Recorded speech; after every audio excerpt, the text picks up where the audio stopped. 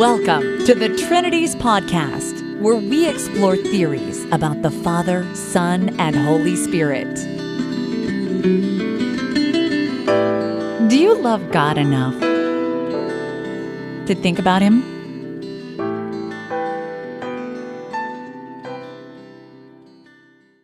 Episode 314, 10 Fundamental Questions About the Trinity. Suppose that someone suggests to you that you need a major surgery. Any surgery, you should know, especially a major one, is going to involve a lot of costs and a lot of risks in addition to some hoped-for payoff. To determine whether or not you should actually go through with it, you need to know what questions to ask of the surgeon who would potentially carve you up in this way. You should ask, what are the risks? What complications could there be? What's the expected recovery time? What are the unknowns about this procedure?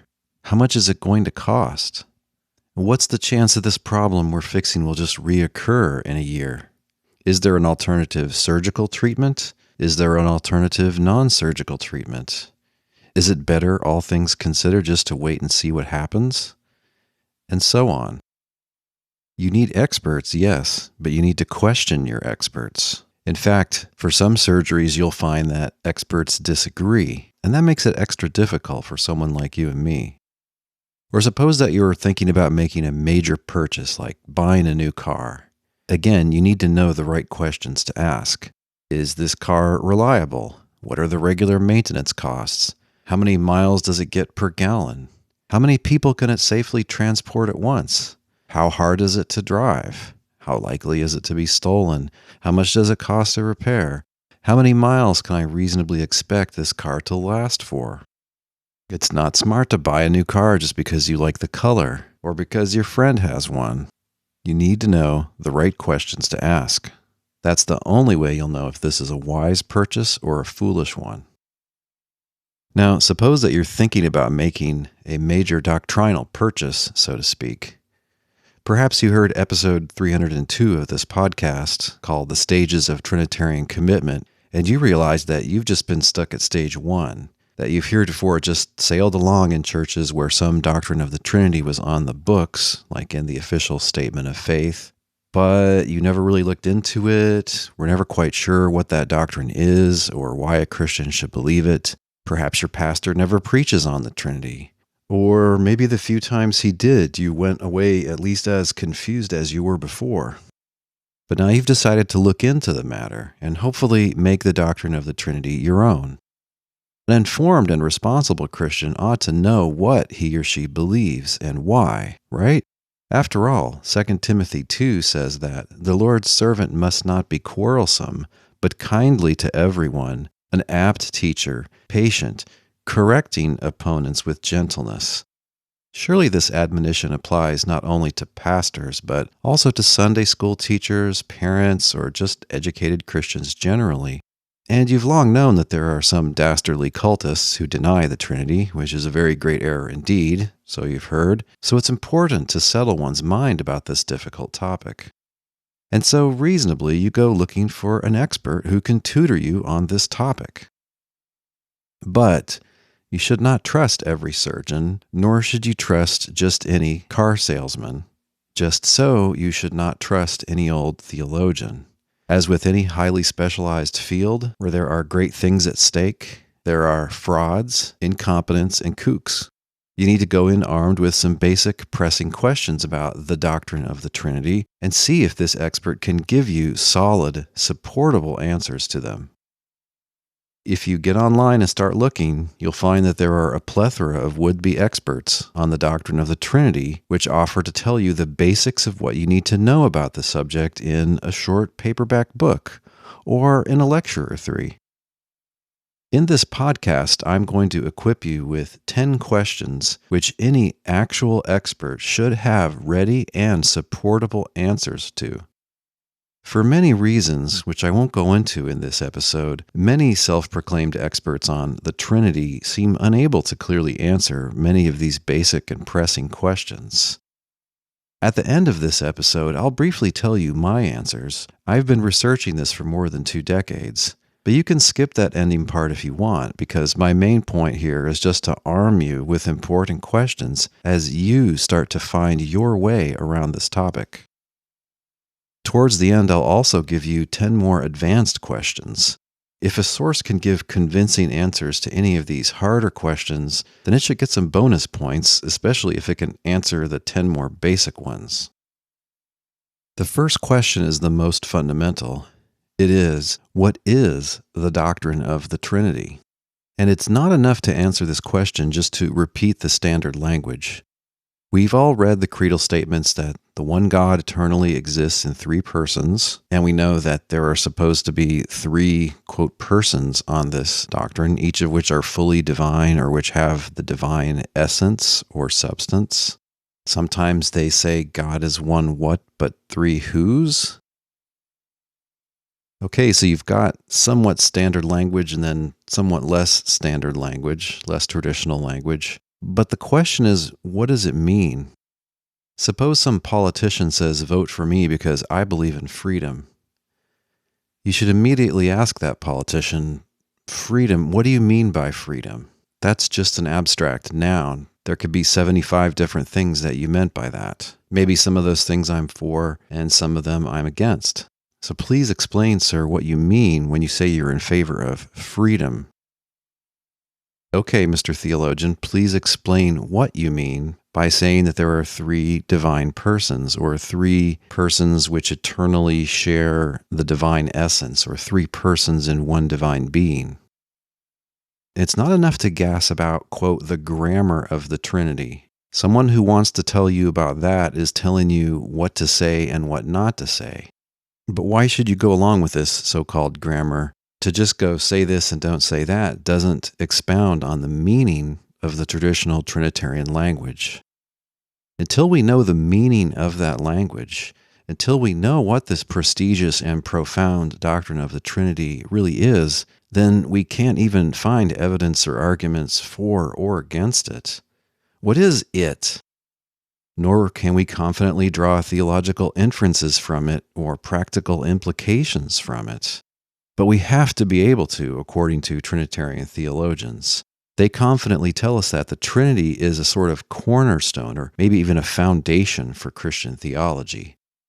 Okay, well then, if that's so, we have to know what it is so that we can found other beliefs on the basis of it, or at least make sure other teachings are consistent with it. It can't just be a black box where you don't know what's inside. Many theologians also strongly assert nowadays that the Trinity is the most practical of doctrines, that it has many important implications for our lives. Okay, great, but to be able to draw out those implications, we're going to have to know what it is. And if somebody just repeats traditional language for us, we don't yet know what it is. And so how can we know that it's fundamental? How can we make it the center of our thinking? How can we derive these wonderful practical implications out of it if we don't know what it is? Okay, so to answer this question, we're going to have to say a little bit about what these, quote, persons are, and what does it mean to say that each one of these three persons shares the divine essence or substance? Finally, in what sense do these three somehow add up to one God? If you can answer these basic terminological questions, you can go beyond formulaic parroting of traditional language to an actual understandable doctrine, a doctrine that you might be able to support and defend, a doctrine which you might be able to make foundational to your theology or derive important practical implications from. Question number 2. Why is this doctrine not, as some allege, tritheism? In other words, why doesn't it imply belief in three gods? Now, who are these people who allege that the Trinity amounts to tritheism? Well, there are Muslims. They have always objected in this way. They say, we are the true monotheists and you guys aren't. You're actually tritheists despite yourselves. Then there are Unitarian Christians who don't believe that one God is three persons. They think the one God is the Father alone. And some of them will say, hey, sorry guys, I believe in one God. I'm a one God Christian. You guys look like you have three gods here. But it goes beyond that. It's not just non-Trinitarian people who claim that some views of the Trinity are tritheistic. Some Trinitarians actually object in this way against other Trinitarians. For instance, the well-known Christian analytic theologian Richard Swinburne, a good number of philosophers, including myself, have looked at his explication of the Trinity and said, sorry, my brother, but that looks like tritheism to me.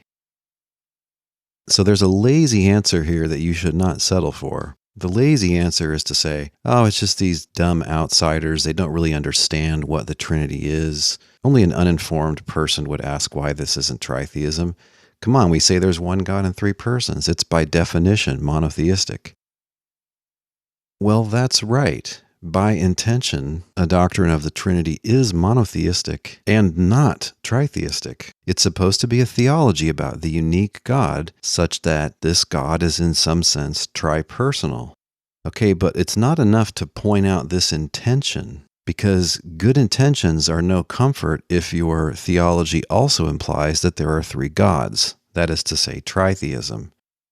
Again, you can't just say there's one God in three persons and tritheism is false. We need to be able, when we look at your doctrine of one God in three persons, to see that there is no such implication.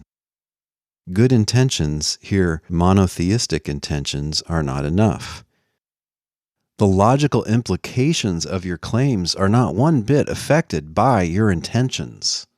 They just are what they are, whether you acknowledge them or intend them or not. The claims that you have either do or don't imply multiple gods. Now, why would anybody think that three divine persons amounted to three gods? Well, you might ask, what is a god if a god is not a divine person? If that's what a god is, and you've got three divine persons, then for that very reason, you will have three gods. If each divine person is a god, then there can't be fewer gods than there are divine persons, right? Now, is that a mistake? Is it false to say that a god is a divine person? If so, what is the relevant concept of a god? If divine persons are supposed to be three parts of God, what is that whole thing then? What sort of thing are we talking about? If we can't say that the one God is a divine person, then what can we say about it? Is this thing a group? From a different angle, it's part of traditional Trinity language to say that each of the three persons has the divine essence. And the divine essence is supposed to, by definition, be that in virtue of which the owner of the essence is a God.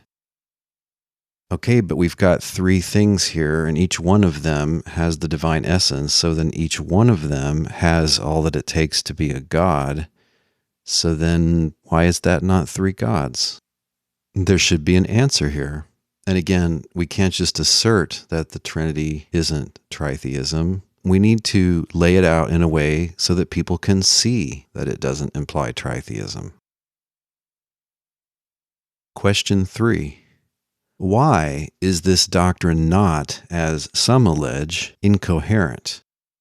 Apologists, whether Catholic or Protestant, who defend, quote, the doctrine of the Trinity, they generally seem to assume that people reject it because they think it's self-contradictory, that is to say, incoherent. In other words, it contains claims all of which can't be true. It involves some contradiction of the form P and not P. To put it differently, if you accept all these claims, you will be asserting and denying the same thing, perhaps multiple times over. Now, there's a standard opening move here, which is a very shallow and surface answer. This is something apologists coach one another to say. It goes like this. If we said that God is three beings and one being, that would be incoherent. If we said that God is three persons and one person, that would be incoherent. But what we're saying is that God is three persons but one being. And where's the contradiction in that? Well, isn't a person a being? Like a person is an intelligent, conscious, acting being? So then, if there are three persons, there would be three beings? How would we reply to that? So I don't think that standard opening move really goes very far in answering the question. It's also not enough to say, oh, there you go again, you dingling outsiders, you Muslim apologists. You just don't know what you're talking about. Of course it's not incoherent. That's only something a dumb, uninformed outsider would say. Well, I hate to tell you, but that's not true. Because there are some friends of the Trinity who think that the claims that constitute this doctrine are actually incoherent. There are some theologians who think that the Trinity implies at least one contradiction, and yet it's true. So it's not just a hostile outsider's misunderstanding. It's a really obvious question that looks like it needs to be answered. I assume, like most people do, that any contradiction is going to be false. And so a doctrine that implies a contradiction will have one or more false claims inside that doctrine, and so it can't be completely true.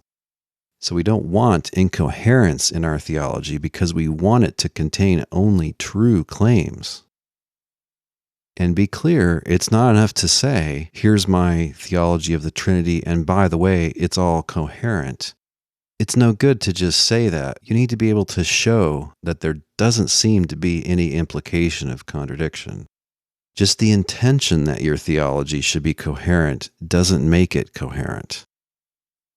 Just one more angle on this, and if you want to explore it further, especially if you've had a little bit of training in contemporary logic, you can look at the Stanford Encyclopedia of Philosophy article on the Trinity, section 1.4, to go into this a little bit further in more detail.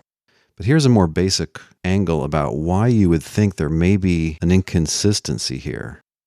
So it's part of any Trinity theory to say that there are three persons, and so no one person is going to be identical to the other. They're not supposed to be three words that refer to the same one, like me, myself, and I, or Dale, Dr. Tuggy, Mr. Tuggy. The Father, Son, and Spirit are really supposed to be three.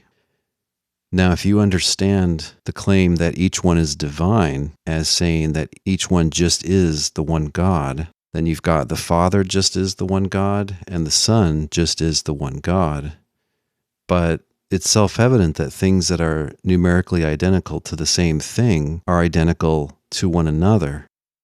So if the Father just is God and the Son just is God, it follows that the Father just is the Son. But wait a second, we just said the Father was not the Son, because the persons truly are three, not one. So to have a doctrine of the Trinity that's not incoherent, that does seem to be coherent, it should show you a way around what I just said. It shouldn't accept that the Father just is the one God, the Son just is the one God, and yet the Father is different than the Son, because those three things couldn't all be true. Because again, if each of the Father and the Son just is God, then they also have to be each other. When the Trinities podcast returns, 3 more foundational questions to ask about the Trinity.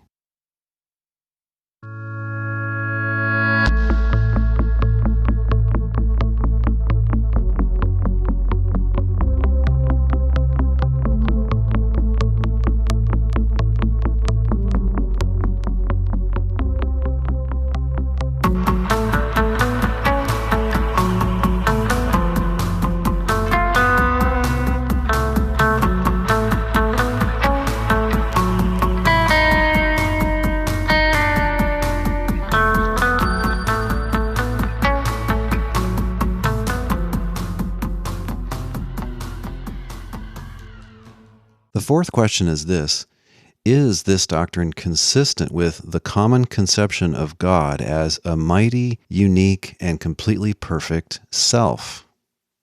Sometimes in philosophy and in Eastern religions, people will use the word God for whatever the ultimate reality is, even if they hold that it is an inconceivable something, such as being itself, or an impersonal principle like Nirguna Brahman, Nirvana, the Buddha nature, or the Tao.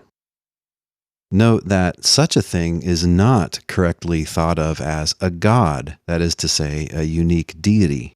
For more on this, see podcast 164 called On Counting Gods, or my published paper, which is available free online by that same name.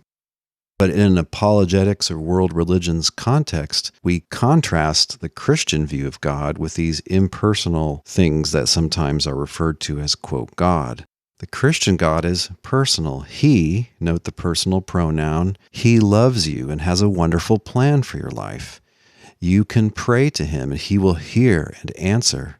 He's offended by our sin, but he stands ready to forgive the one who repents. Common Christian practices and preaching clearly presuppose that God is a perfect self. And it's not just at the popular level. At the elite level, for Christians trained in historical theology and in philosophy, there's a tradition called perfect being theology.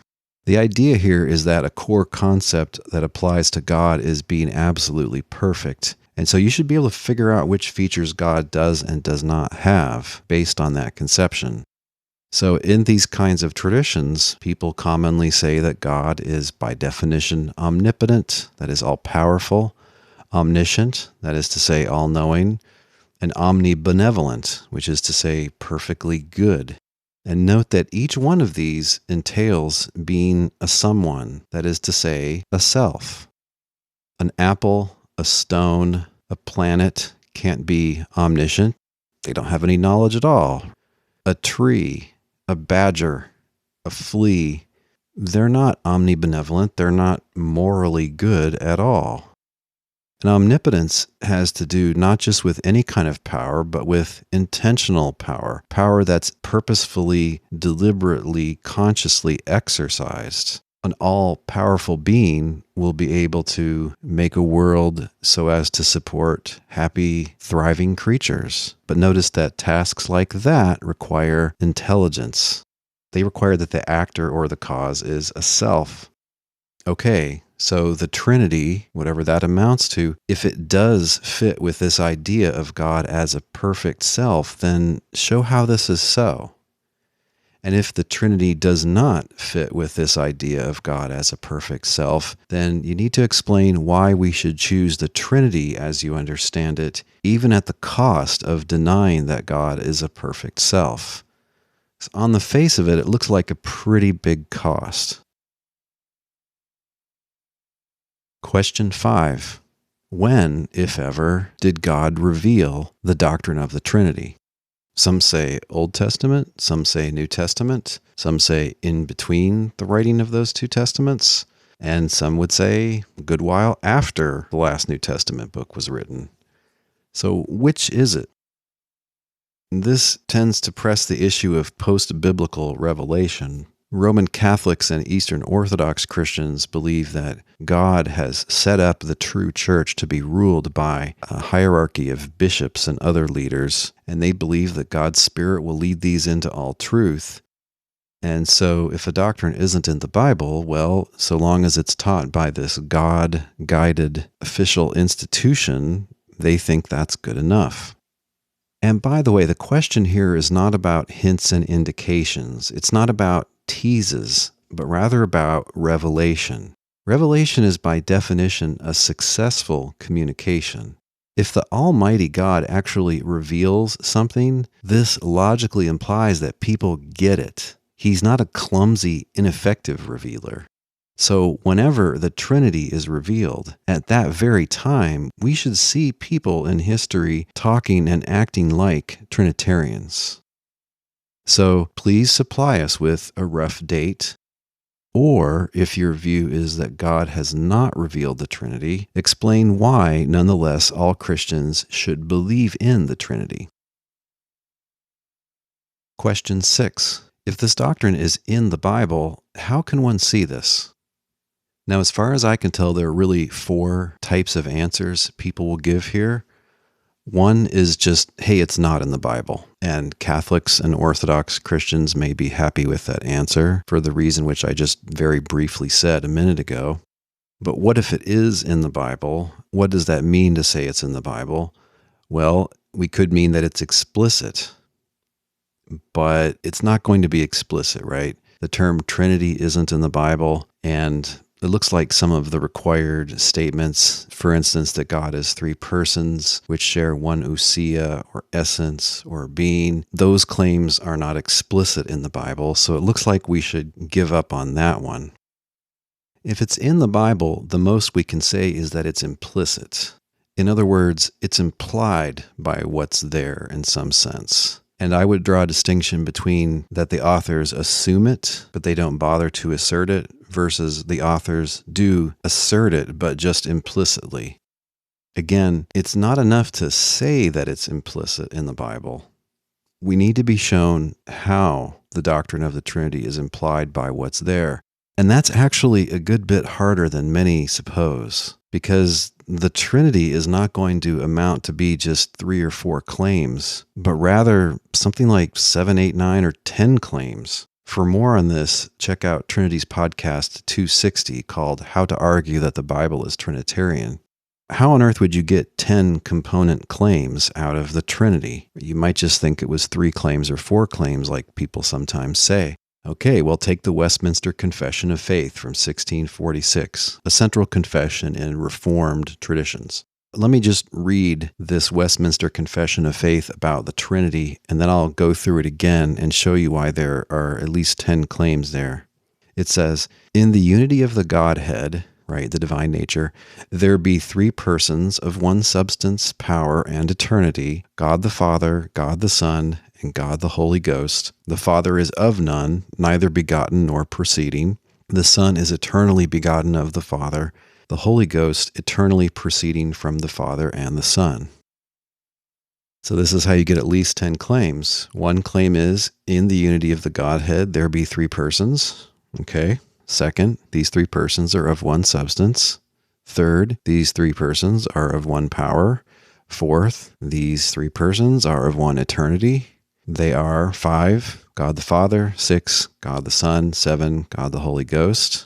Claim number 8, the Father is of none. He's neither begotten nor does he proceed. 9, the Son is eternally begotten of the Father. And 10, the Holy Ghost is eternally proceeding from the Father and the Son. When you get deep into this topic, you'll see that it's actually very difficult to get all of those claims. Just to pick one out of the 10, eternity. Where does the New or Old Testament actually say that the Son of God is eternal? People think it's presupposed in passages like John 1, but it doesn't say that. It says, "In the beginning was the Word." If you think the Word is the pre-human Jesus, that tells you that Jesus existed at the following time, in the beginning, which presumably is the time of the Genesis creation. Well, you might exist at that time and not be eternal, right? Not exist at all times. 7th claim, that one of the 3 divine persons is God the Holy Ghost. Really? A lot of the language about God's Spirit makes it sound like it's an impersonal something, although admittedly there are a few passages that talk about it in personal terms. Okay, so that actually turns out to be kind of hard to argue. Okay, so there's only 2 ways forward here. Either you show how the doctrine of the Trinity, as you understand it to be, is either implicitly asserted or assumed in the Bible, or you say, okay, actually it's not, and then you move on to the next question. When the Trinities podcast returns, my final 4 basic questions that should be asked about the doctrine of the Trinity.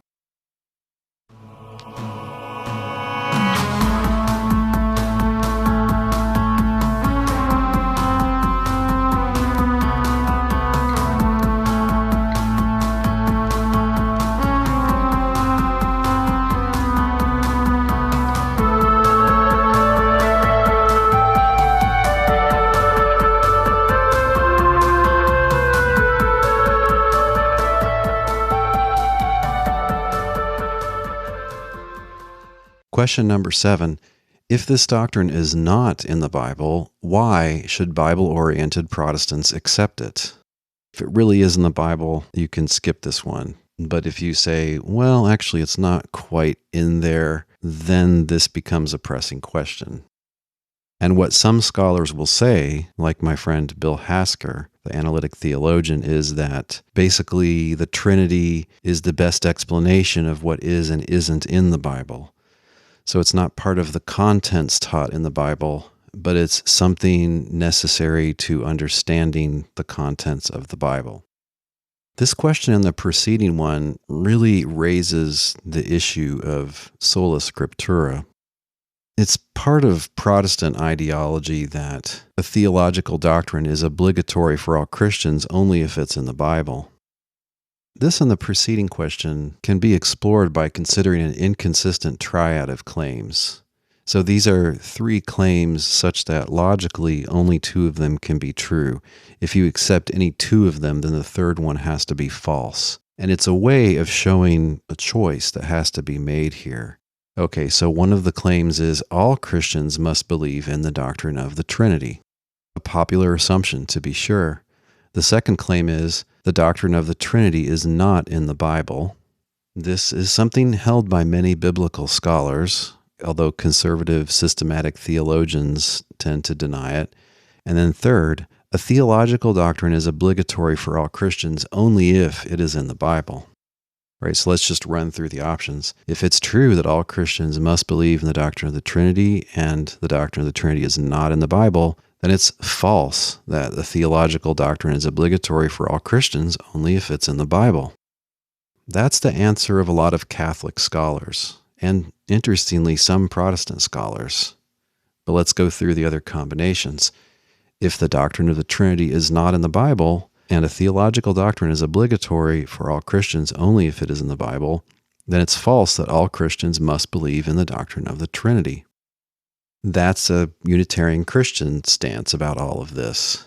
Stick to your Protestant guns and say, if it's really obligatory, it would be in the Bible, but it's not, and so it's not obligatory. There's one more option.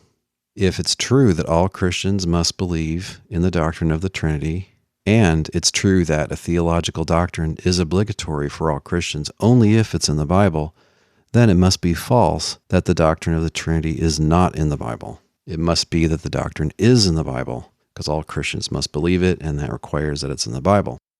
That's the option that's chosen by many Trinitarian Protestants. But if our answer to question 6 was, actually it's not in the Bible, so I'm not going to tell you how it's in the Bible, then you can't deny the second claim here. You can't deny that the doctrine of the Trinity is not in the Bible. So either you go the Unitarian way of denying that this is an obligatory doctrine for Christians, or you go the Catholic way of denying that a theological doctrine being obligatory requires that it's in the Bible. This is the way chosen by some sophisticated Protestant scholars nowadays. They're rather more Catholic on this question than a lot of lay people would assume. To put it differently, they're happy to give some serious weight to post-biblical Christian theological traditions. Speaking of those, question 8, how does this doctrine relate to the so-called ecumenical councils? So if you take all of the Roman Catholic councils, and then you include the ones that also had the Eastern Orthodox as part of it, you come up with the first 7 from that Catholic list. And those 7 are accepted both by Roman Catholics and by the Eastern Orthodox churches. Now, what do Protestants think about those? It's a very ticklish question. In practice, a lot of Protestant theologians treat the first 4 councils as just inviolable rules. Why? That's an interesting question. What about 5, 6, and 7? What's so special about the first 4? It's also a little strange because a lot of Protestants don't have authoritative bishops. A lot of Protestants belong to churches that are not ruled by bishops. If a bunch of bishops today got together and voted on some doctrine, a lot of Protestants would just blow it off completely. Why then is this relevant what these meetings of bishops did in the year 381 or 451 or 325? Okay, how does the Trinity relate to the so-called ecumenical councils? We'd want to know where it is. Which council is it that tells us that God is 3 persons in one essence? And also we want to know, are those meetings of bishops are authorities for this teaching? In other words, do we believe the Trinity because it's expressed by at least one statement made by an ecumenical council? Or do we only believe it because it's in the Bible, and these councils just happen to get this right? And we can only trust councils when it so happens that they're actually successfully summarizing what's implicit in the Bible. Popular lore is that the Trinity is first expressed in the Nicene Creed of 325. Is that correct or not? For now, I'll leave you with the question. Question number 9. Why have some Christians opposed any Trinity doctrine? Because this did happen in the 4th century, and then it started happening again at the time of the Reformation, and it continues till this day, admittedly among a small minority of Christians. Now, what's most popular for present-day authorities on the Trinity is just to ignore this inconvenient fact. They just would rather give the false impression that all Christians have always believed in the doctrine of the Trinity, but that's just not so. Just knowing some basics about Reformation history is enough to tell you this. Just as reformers rejected the papacy, clerical celibacy, the practice of monks and nuns, reliance on ecumenical councils, some of them also said, hey guys, we went back to the sources, the books of the Old and New Testaments, and we didn't find any Trinity here. Okay, so why is there this minority report? There are various diagnoses. Maybe these people just don't believe the Bible. Maybe they're just confused because they're so individualistic. They just go, it's a Bible in me, and they ignore all of church history. Maybe they're rationalists who don't believe things they can't fully explain. Maybe they're members of cults. Maybe they've been corrupted somehow by philosophy. Okay, there's various diagnoses here, but look carefully. In answering this question, does your authority just dismiss these Christian dissenters with broad accusations? Or do they actually quote these dissenters at some length and give you a good sense of what they think in their own words? It's all too easy to straw man here, to just set up a silly scarecrow that slightly resembles a person's position and then punch it out, knock it down. To answer this why question, you need to go beyond just simplistic, casually lobbed accusations like rationalism and see what those people actually said. Maybe they're terribly, horribly mistaken, but if so, it would seem important to know what their mistake is, hence this question. Question number 10. Is this doctrine, as the Athanasian Creed asserts, something which one must believe in order to be saved? The portion of the Athanasian Creed that deals with the Trinity ends by saying this: anyone then who desires to be saved should think thus about the Trinity. And then after going through his second half about incarnation, it says, this is the Catholic faith. One cannot be saved without believing it firmly and faithfully.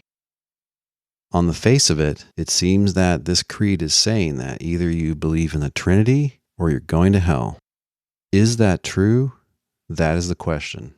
It seems like a rather pressing, practical question. Now, honesty requires noting that really most Christians don't think this nowadays, despite this famous creed's threats. On this, you can see Trinity's podcast number 286 called Is the Trinity Essential? 3 Views. In brief, at least for Protestant Christians, when they counsel someone on what they must believe in order to be born again and be baptized, they don't talk about the Trinity, especially in enough detail as to give 7 or 8 or 9, 10 claims. There's a standard sort of gospel presentation which just sidesteps all of these issues. If you don't have a clear answer to this, you're not dealing with somebody who has fully developed views on the topic. And it's not enough to change the subject and pound the table that it's essential, that it's important, that it's really exciting, and so on. All that may be so, but those claims don't answer this very pressing practical question. When the Trinities podcast returns, 10 more advanced questions about the doctrine of the Trinity.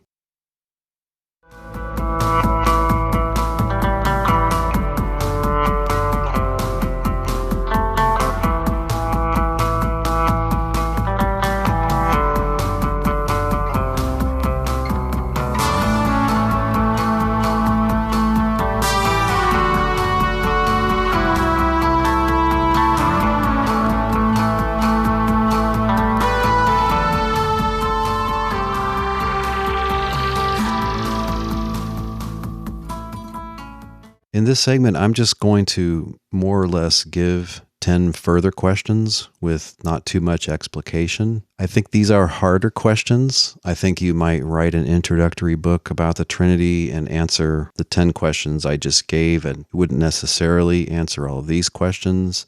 They still seem like important questions, but maybe they're not as basic and fundamental as the ones I just gave. So bonus points if your expert, if your book, if your lectures answers some of these questions in a plausible way. Advanced question number 1. Hypothetically, what would be required to show that the doctrine of the Trinity is false? Answering this could help us to get a lot clearer on just what, quote, the Trinity is. Second advanced question. Does the Trinity either require or exclude a traditional doctrine of divine processions? So divine processions is the doctrine that eternally the Father generates the Son, and also eternally the Father, or maybe the Father and the Son together, spirate the Spirit, or the Spirit proceeds eternally from the Father or from the Father and the Son. Call those claims a doctrine of divine processions. Some explications of the Trinity that are out there today require those things to be false. On the other hand, some versions of the Trinity require those claims to be true. Advanced question 3. Is this doctrine a mystery? And if so, what does that mean? Is it just that it can't be fully explained? Is it that it involves a contradiction? Is it that it involves a merely apparent contradiction? Or is calling it a mystery just to say it's a high and wonderful revealed doctrine?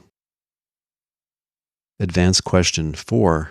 Is the doctrine of the Trinity consistent with divine simplicity? Divine simplicity is that God exists without any internal distinctions, so that whatever property he has, he is.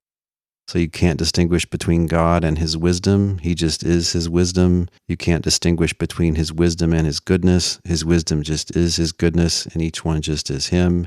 God's sort of like a fundamental particle on a doctrine of divine simplicity. In not having distinct components or parts, it's not just the point that you couldn't divide the persons of the Trinity. It's that there aren't any objective differences within God.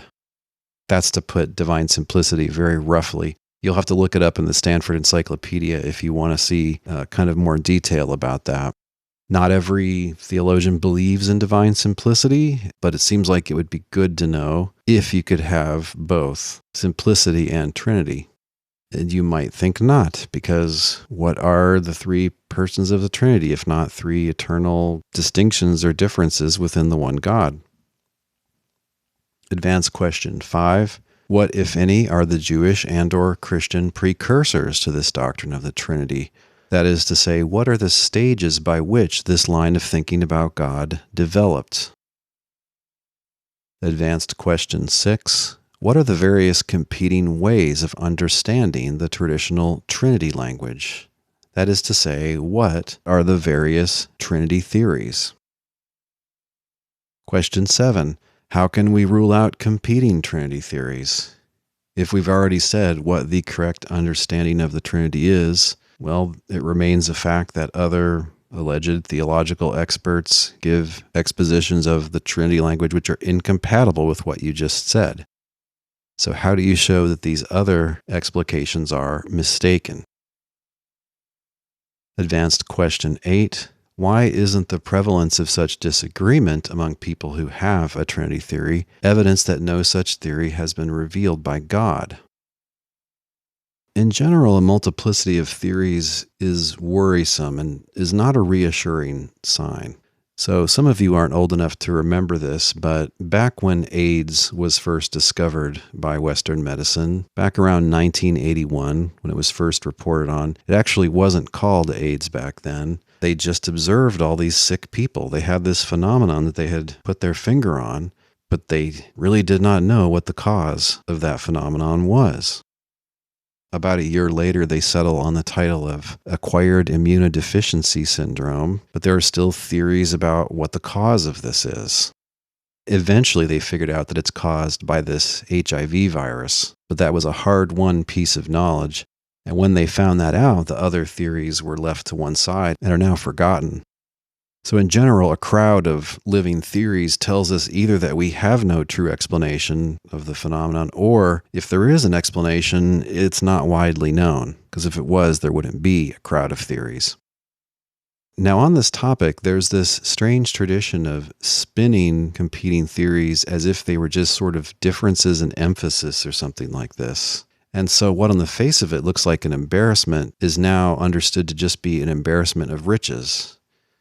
I mean, this guy says ABC and this guy says DEF, but maybe we can just have it all, say ABCDEF, right? What's the problem, really? This guy gives us one aspect of the reality, this guy gives us another aspect. I mean, it's all wonderful. It's good, isn't it, right? Well, not if A implies not F. Then you can't have A, B, and C, and also D, E, and F. And the thing about these competing Trinity theories is that generally speaking, if you pick any two of them, if one of them is true, then the other one would be false. So they're not just different in emphasis or different in starting points or something. There really are different claims, and there are clashes within those claims. So again, should this make us doubt that the Trinity has actually been revealed or not? If not, why not? Advanced question 9. If the Trinity is a salvation-required doctrine, then why is it not clearly spelled out in any biblical passage? And advanced question 10. In what sense, if any, is the Trinity an essential doctrine? Essential to what exactly? In other words, we can't truly have fill in the blank until we have a doctrine of the Trinity. It needn't be salvation, maybe just fully traditional teaching or teaching which is fully adequate to the Bible or something like that. There's a lot of loose talk about the Trinity being essential, but we need to say what it is supposedly essential to. And then that actually needs to be true. It's not enough just to say it. It has to be that you really can't have that wonderful thing without having this doctrine of the Trinity. When the Trinities podcast returns, I'll briefly give you my answers to the 10 basic questions.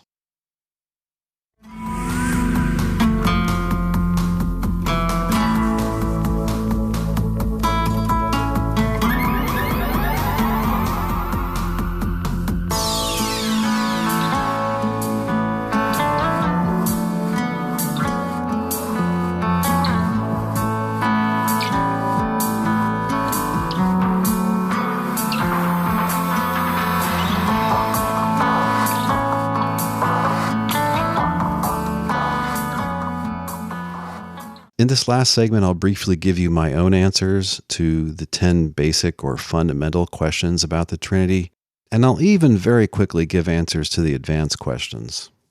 I can't here take the time to give you my evidence or reasoning behind most of these answers. I have a large body of published work on these topics now, especially if you include podcasts, so I'll refer you to some of these. You can find most of my publications at my academia.edu page.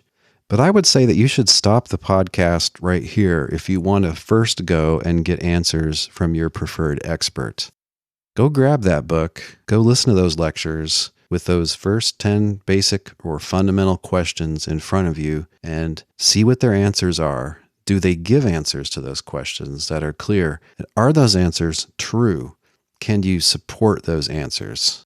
Can you find evidence for those answers? Ultimately, it doesn't matter what I think about this. You shouldn't take my word for it. The purpose of this podcast is not to give you easy answers.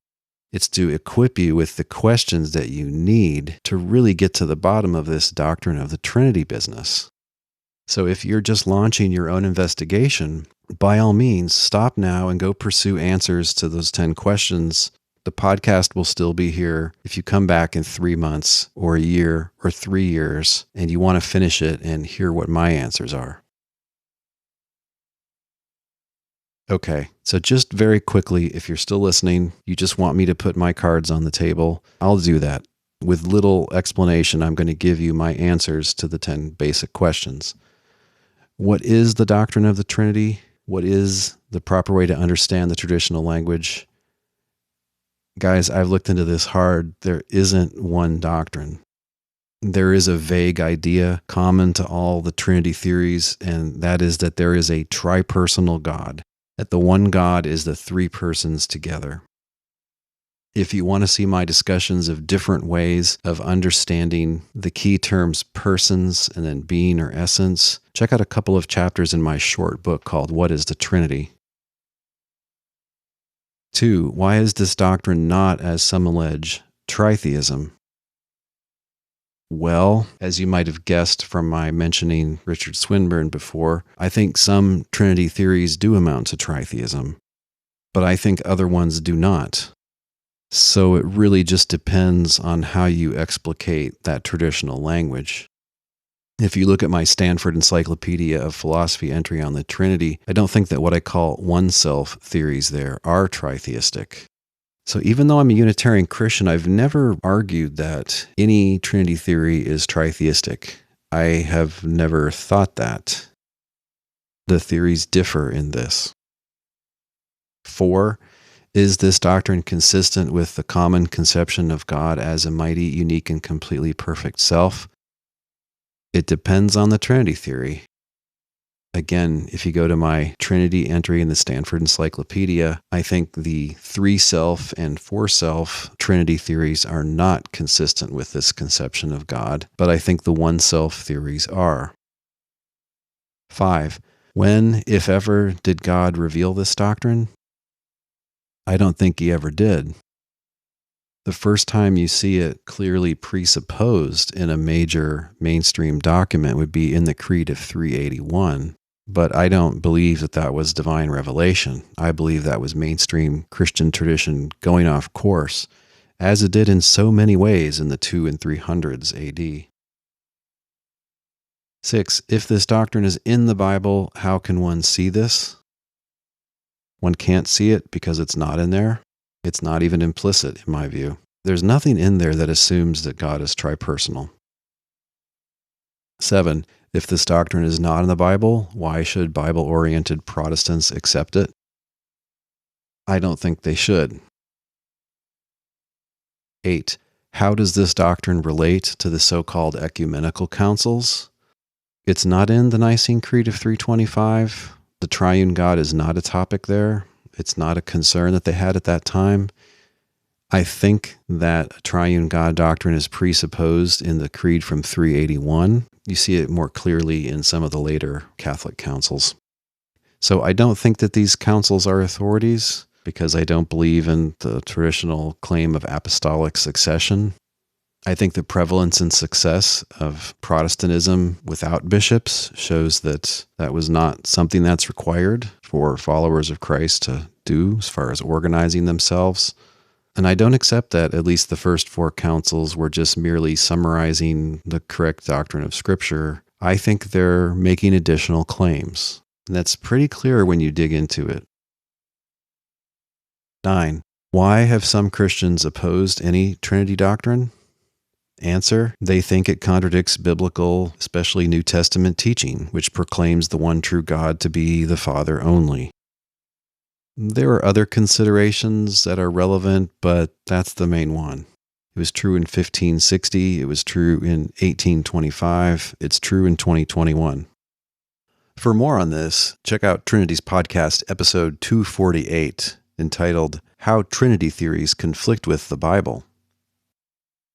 And question 10, is this doctrine, as the Athanasian Creed asserts, something which one must believe in order to be saved? I would say obviously not. Experience shows that there are a lot of saved people who don't seem particularly Trinitarian. Even though they may be part of an officially Trinitarian church or denomination, if you actually talk to them, you see that they just don't have enough component beliefs to count as Trinitarian. And yet you do see the fruit of the Spirit. You do see a changed life. You do see Christ-like character being developed in them. They're just obviously Christians. And so I think Protestants are right to preach a simpler gospel, just like in Acts. Peter and Paul in Acts don't mention anything about a triune God. I don't think they blew it. I think they correctly proclaimed the good news and did it with powerful results. So unless those guys blew it, no, you don't have to believe in the Trinity to be saved. That doesn't mean it's not true. It just means that one can be saved without believing it. There are lots of important truths, I suppose, that one can be saved without believing. So the advanced questions. Question 1, hypothetically, what would be required to show that the doctrine of the Trinity is false? Totally depends what the theory is. Question 2, does the Trinity either require or exclude a traditional doctrine of divine processions? Totally depends what the theory is. Some require it, some exclude it, some are neutral. 3, is this doctrine a mystery, and if so, what does that mean? Totally depends on the Trinity theory. Some avoid mystery appeals, some make mystery appeals central. Those theories mean different things by calling the Trinity a mystery. No simple answer to this. Question 4, is the doctrine of the Trinity consistent with divine simplicity? Well, it's going to depend on the Trinity theory, and it's also going to depend on how you define divine simplicity. A lot of theologians in recent times are continually trying to weaken the doctrine, so it requires less, and so that maybe you could see how it's consistent with some Trinity theories. Question 5, what, if any, are the Jewish and or Christian precursors to this doctrine of the Trinity? What are the stages by which this line of thinking about God developed? Basically, there is speculation about Jesus' preexistence. Then there's full-blown Logos theories in the second half of the 100s. And then there's a kind of Christian triadology that you see towards the end of the 100s and through the 200s, where there's the three greatest beings. There's God, there's this slightly lesser God, the Logos, and then there's this Spirit. And those are the three greatest beings, 1, 2, and 3 in order: silver, gold, bronze. And eventually, this morphs into actually the three are one God, not God and two others. There's a lot more that needs to be said about those stages, but that's the bare bones outline. For more, check out some links on the blog post for this episode at trinities.org to a couple of interviews I did for the One God Report podcast some time ago. In those interviews, I give a longer narrative than I just gave. Also, there's a link there to a recent published paper of mine, which is relevant to this issue. 6. What are the various competing ways of understanding the traditional Trinity language? Well, most of them are probably categorizable as one self or three self, but there are more than that. So see my Trinity entry in the Stanford Encyclopedia of Philosophy. 7. How can we rule out competing Trinity theories? It depends which one we're trying to defend. 8. Why isn't the prevalence of such disagreement among people who have a Trinity theory evidence that no such theory has been revealed by God? Well, I think it is evidence of that, so I'm not going to try to explain that away. Question 9. If the Trinity is a salvation-required doctrine, why is it not clearly spelled out in any biblical passage? I don't think there's a good answer that can be given there. I think it would have to be clearly spelled out in a way that's accessible to all Christians, but it's not. And so I think that's a good reason to think that it's not a salvation-required doctrine. 10. In what sense, if any, is the Trinity an essential doctrine?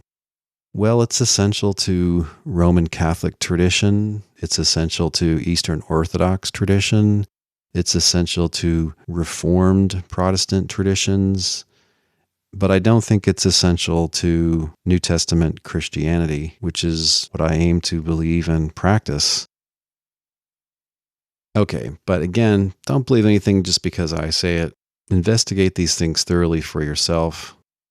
I just ran through those as a way to put my cards on the table, to let you know who you're hearing. The point of all these questions is just to seek the truth of the matter. People who care deeply about the truth of the matter will seek hard to find answers to at least the first 10 questions, the fundamental questions. This expert that you're consulting, how many of those 10 fundamental questions does he clearly answer? And are his answers correct? If you say not many and I'm not too sure about these answers, you might need to get a second opinion, maybe even a third and fourth opinion. Don't have that surgery until you're pretty sure about what you're signing up for. Don't buy that car unless you're pretty sure about what kind of value proposition this is.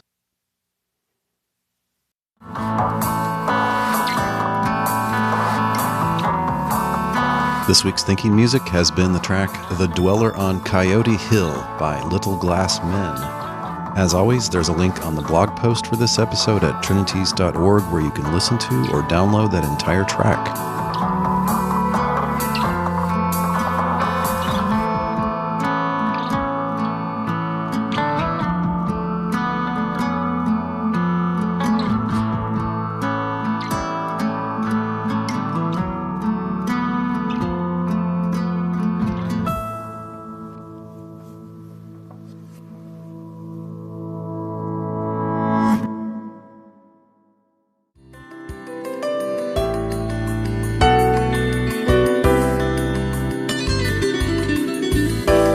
Thanks for listening.